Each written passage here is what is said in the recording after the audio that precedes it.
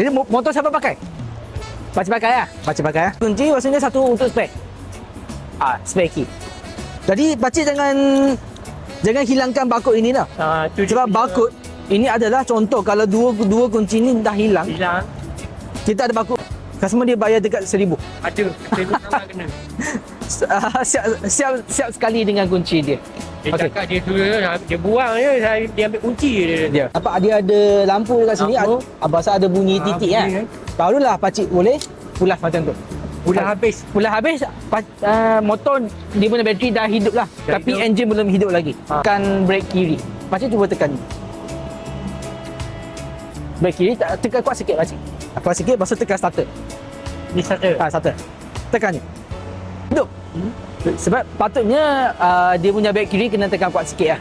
Jadi untuk keselamatan. Lepas tu pakcik kena pastikan tongkat angkat. Sebab kalau tongkat kita lepaskan.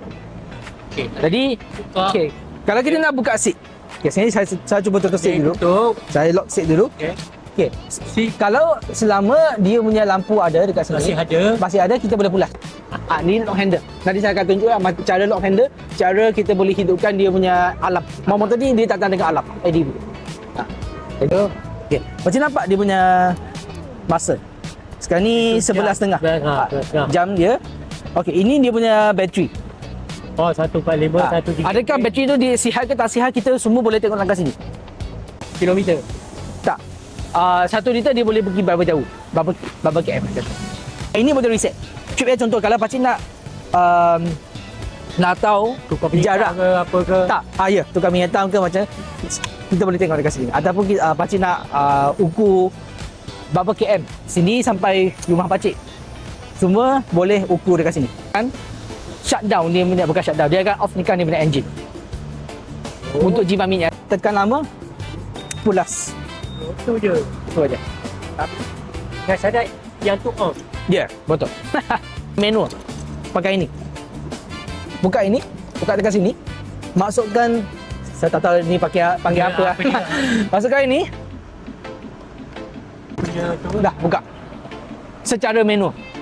Kalau kita nak tutup seat balik, sekarang ni dia tak boleh nak tutup. Tadi kena congkeh atas. Sekali lagi. Sekali atas.